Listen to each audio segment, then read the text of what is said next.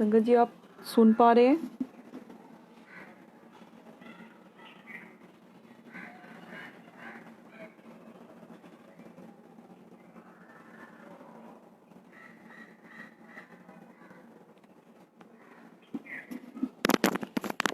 संगत ji, am I audible? Sorry, actually network का बहुत इशू हो रहा है यहाँ पे अभी।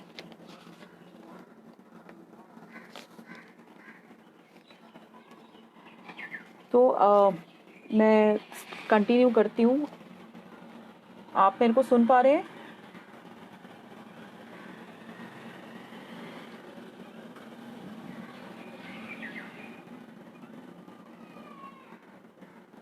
एक बार कमेंट्स में लिख दीजिए कि आप मेरे को सुन पा रहे हैं। मैं स्टार्ट करूँगी।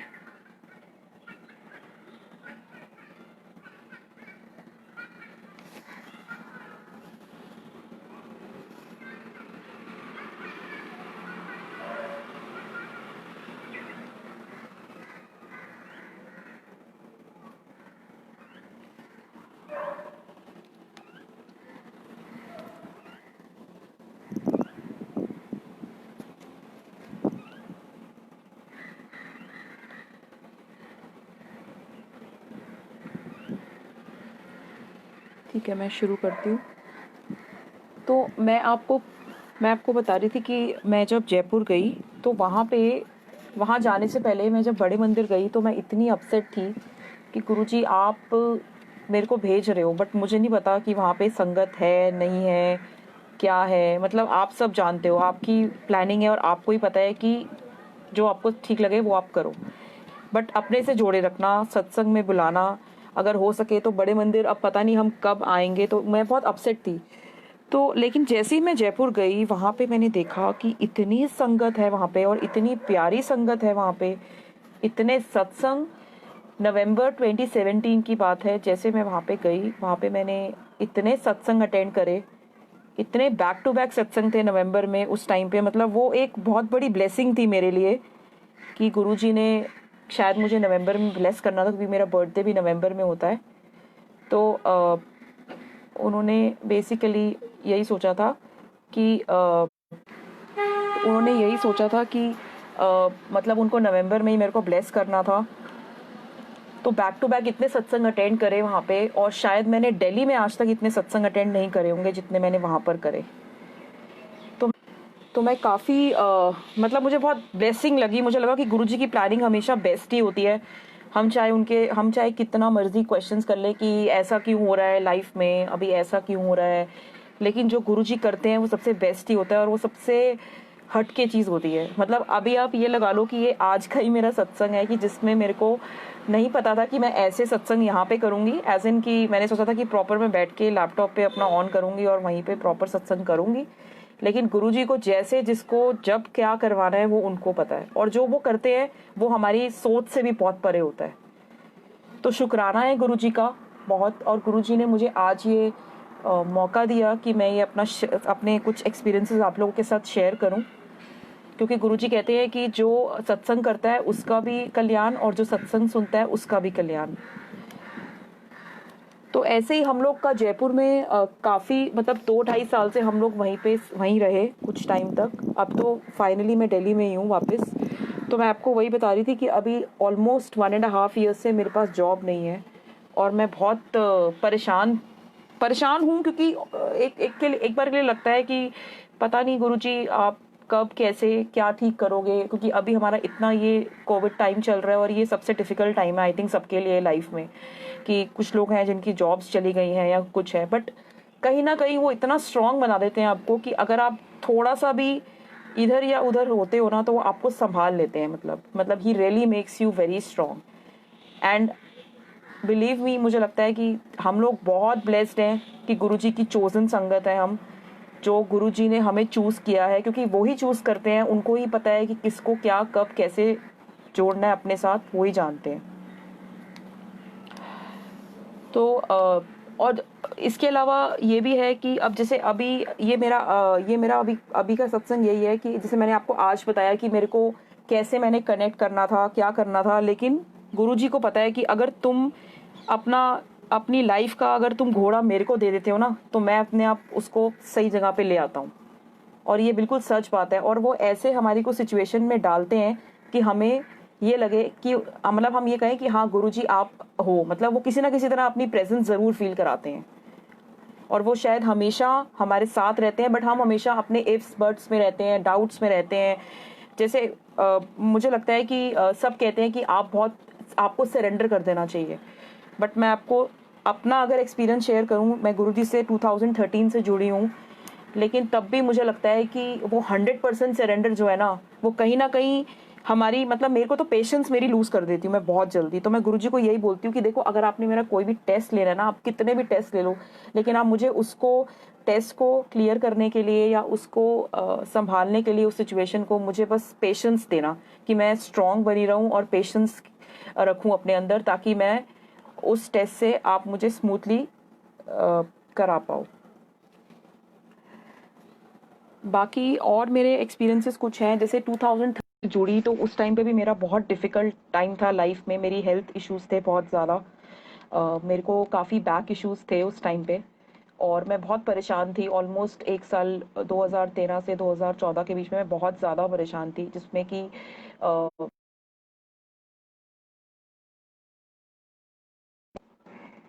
बीच में कई बार ऐसे होता था कि मतलब बिल्कुल मन ही नहीं करता था। जॉब पे जाती थी लेकिन बीच में इतनी छुट्टियां लेती थी, सोचती थी कि पता नहीं गुरुजी कैसे ठीक होंगी, क्या होगा। और लिटरली इतने डॉक्टर्स को दिखा दिया था, और बाद में फाइनली डॉक्टर्स ने बोला कि अब आपको ऑपरेशन कराना पड़ेगा अपना। और मैंने गुरुजी को सीधा मैंने आगे गुरुजी के आगे अरदास करी और बोला गुरुजी कुछ भी हो जाए, मैं ऑपरेशन तो कभी भी नहीं कराऊंगी। आप मेरे को जिस हाल में रखोगे मैं मतलब मैं रह लूंगी, बट मैं ऑपरेशन नहीं कराऊंगी। आपको जैसे ठीक करना है मुझे करो, विदाउट ऑपरेशन। और एक दिन ऐसे ही मेरे को शायद दांत में प्रॉब्लम हुई थोड़ी, तो मैं डेंटिस्ट के पास गई। तो जब मैं वहां गई तो मैंने देखा एक छोटा सा पैम्फलेट पड़ा हुआ था, जिसपे लिखा हुआ था कि for back issues, for cervical issues और काफ़ी सारी हेल्थ प्रॉब्लम से रिलेटेड, मतलब कॉन्टैक्ट दिस नंबर। तो मैं जैसे ही, क्योंकि मैं इतनी ज़्यादा परेशान हो गई थी, मतलब मेरी ऐसी सिचुएशन थी, और मेरे को लगता है गुरुजी ने शायद मेरी वो सिचुएशन में उस टाइम पे सुनी।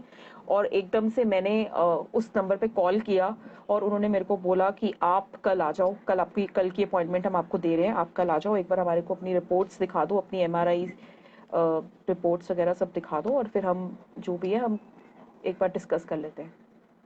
और जब मैं नेक्स्ट डे अपनी रिपोर्ट्स लेके पहुंची, तो उन्होंने मुझे बोला कि आप बिल्कुल मत घबराओ, आपको कोई ऑपरेशन कराने की ज़रूरत नहीं है, आप ऐसे ही ठीक हो जाओगे। मतलब एक न्यूरोथेरेपी करके कोई ट्रीटमेंट होता है, जिससे हम आपको ठीक करेंगे। तो वो बेसिकली आपकी कुछ मतलब जो कुछ नर्व से रिलेटेड होता है वो ट्रीटमेंट, जिसमें वो आपको कुछ मतलब एक्यूप्रेशर के जैसा कुछ करते हैं, और उसमें आपको काफ़ी सारी सेशंस लेने पड़ते हैं। तो मैंने काफ़ी टाइम तक, 1.5-2 महीने तक मैंने वो सेशंस लिए, और उससे मुझे काफ़ी रिलीफ हुआ, काफ़ी ज़्यादा। और आई थिंक वो दिन है और आज का दिन है, मुझे इतना ज़्यादा प्रॉब्लम नहीं है। मतलब मेरी वो सिचुएशन जो उस टाइम पे थी, अभी मैं बहुत बेटर हूँ पहले से। गुरुजी का बहुत बहुत शुक्राना है कि गुरुजी ने मुझे बहुत मतलब 80% गुरुजी ने मुझे ठीक कर दिया है।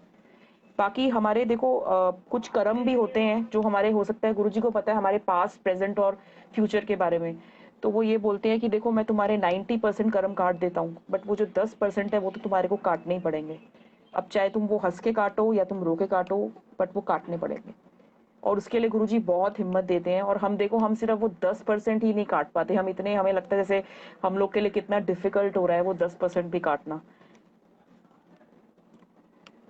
और इसके अलावा अभी जो मैं आपको अपनी जॉब से रिलेटेड बता रही थी, जो ये 1.5 साल से मैं जॉब नहीं कर रही हूँ, तो अभी रिसेंटली 7 जुलाई, मतलब अभी ये लास्ट मंथ थी जब गुरुजी का बर्थडे था, तो 1 जुलाई को, इनफैक्ट 1 जुलाई को किसी कंपनी से मुझे ऑफर आता है।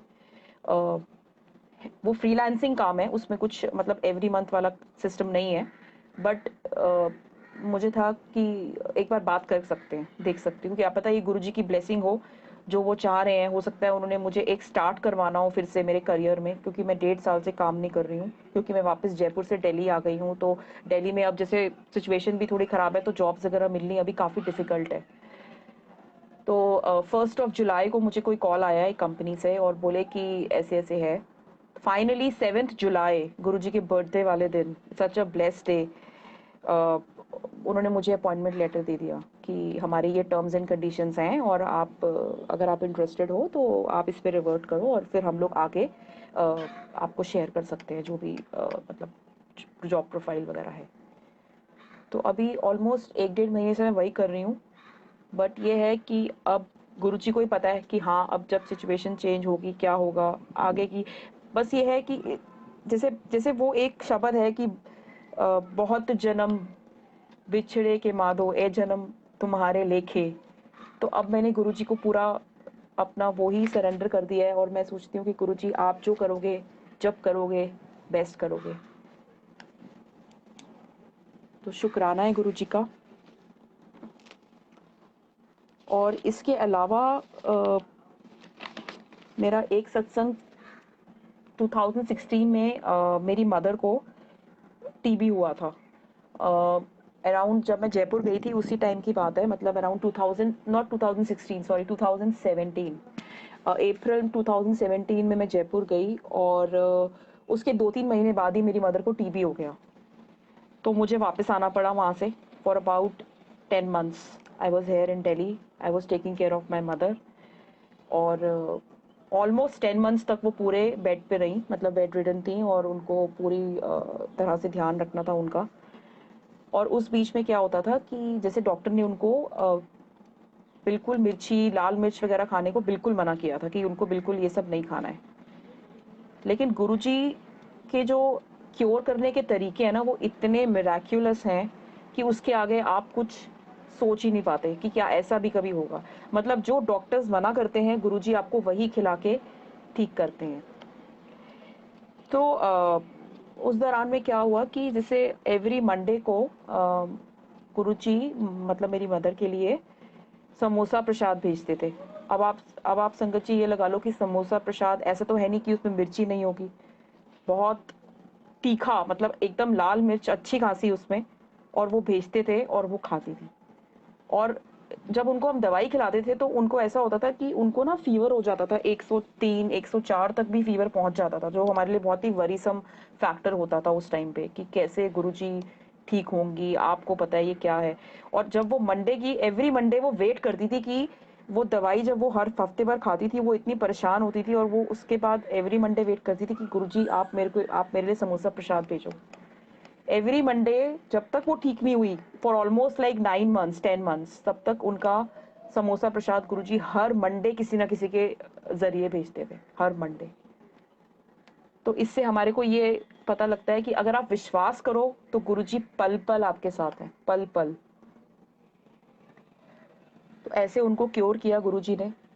और उसके अलावा सत्संग तो बहुत है, बट ये है कि अभी अभी सिचुएशन में ऐसा है कि थोड़ा सा मुझे लगता है कि हाँ, हम लोग को बहुत स्ट्रांग बना रहे हैं गुरुजी। और बहुत मतलब अच्छा लग रहा है ये देख के कि इतने ऐसी डिफिकल्ट टाइम में लोग इतने डिप्रेशन में जा रहे हैं, इतना कुछ हो रहा है, लेकिन हमारे को गुरुजी इतना ब्लेस कर रहे हैं कि हर थोड़े टाइम में, मतलब रोज सत्संग हो रहे हैं कहीं ना कहीं रोज। और ये आज मेरा फर्स्ट सत्संग है जो मैं ऑनलाइन शेयर कर रही हूँ।